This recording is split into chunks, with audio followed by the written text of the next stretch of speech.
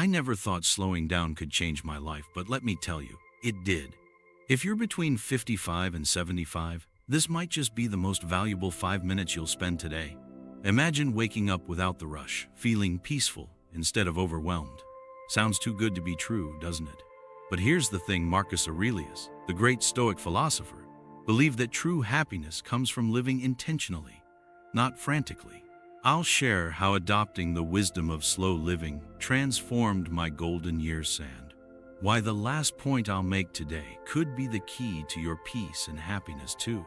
Trust me, this is a perspective you won't want to miss. Thanks for sticking with me so far. Before we continue, please take a moment to like and subscribe so you don't miss out on more valuable content coming your way. Your support means a lot, thank you.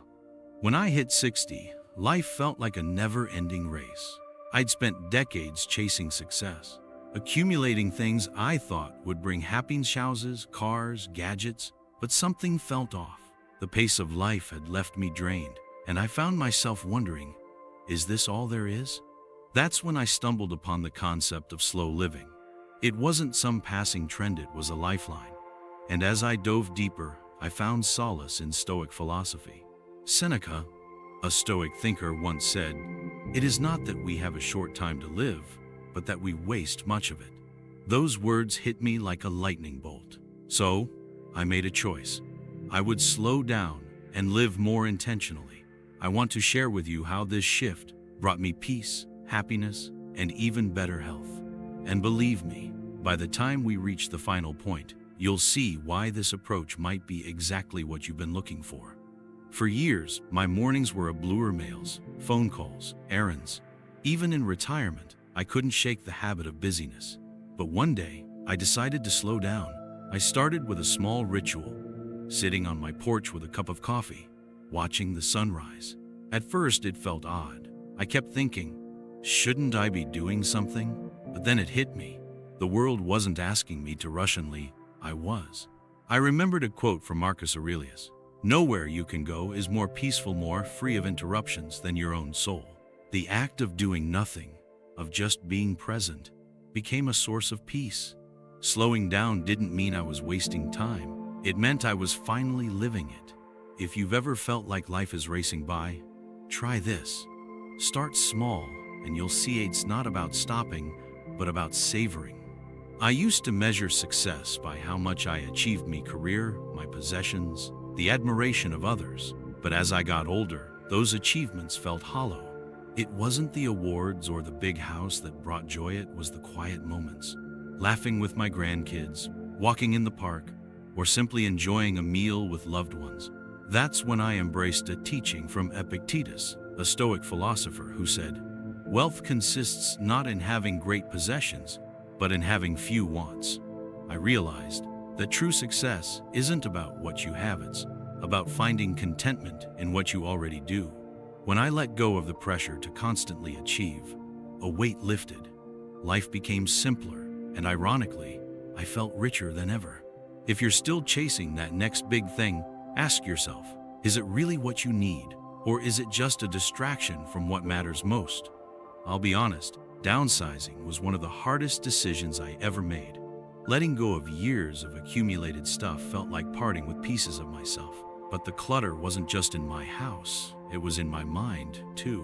When I began living with less, I discovered something profound. Simplicity isn't deprivation, it's liberation. Seneca once said, "It is not the man who has too little, but the man who craves more who is poor." Those words gave me the courage to let go, to live with intention. Now, my days aren't spent maintaining things I don't need. Instead, I focus on what truly matters: time with loved ones, moments of reflection, and appreciating the beauty in everyday life. If you've ever felt weighed down by stuff, I encourage you to try simplifying. You might just find that less really is more. There was a time when I dreaded being alone. I thought solitude meant loneliness, but I was wrong. Solitude became my teacher, a space where I could think, reflect, and connect with myself. Marcus Aurelius wrote, "Nowhere can man find a quieter or more untroubled retreat than in his own soul." That wisdom changed how I viewed time alone. Instead of fearing it, I embraced it as a chance to recharge and gain clarity. I started taking quiet walks, journaling, and sitting in silence. What I found was peace, not the fleeting kind that comes from distractions, but a deep, lasting sense of contentment. If you've been avoiding time alone, try it.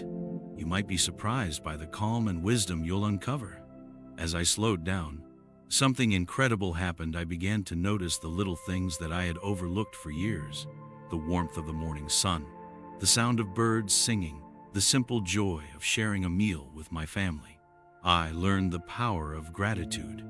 As Epictetus taught, he is a wise man who does not grieve for the things which he has not, but rejoices for those which he has. Gratitude transformed my perspective. Instead of dwelling on what I lacked or regretting the past, I started celebrating the blessings I already had. It brought me a profound sense of joy and fulfillment.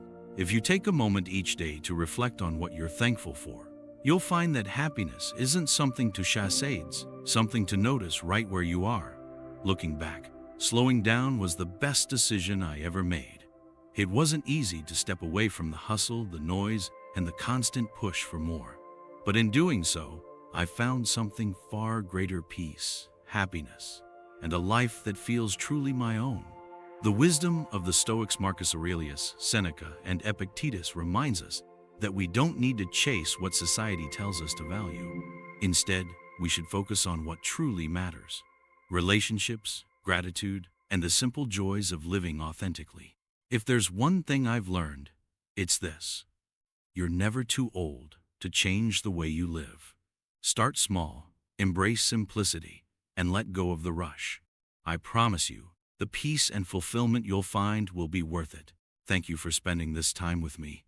If this resonated with you, share your thoughts in the comments. And don't forget to subscribe our channel. Together, let's embrace the wisdom of slow living and live our golden years with purpose and joy. Don't forget to subscribe and hit the notification bell so you won't miss any future videos where we explore wisdom, peaceful aging, and living your best life after 60. Leave a comment and share your journey with us.